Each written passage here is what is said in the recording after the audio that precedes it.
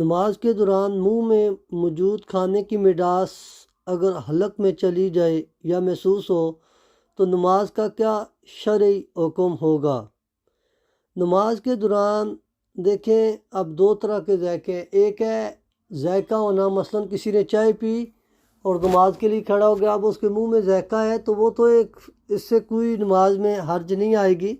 اور اس میں نماز کے اوپر کوئی بھی اثر نہیں پڑے گا۔ لیکن ایک ہے ذائقہ، ایک ہے وجود۔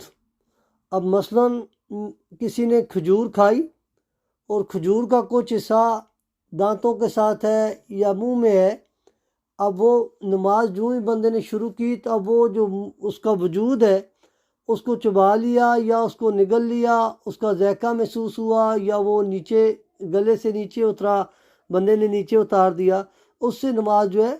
اس میں فاسد ہونے کا حکم ہے، اس سے نماز فاسد ہوگی۔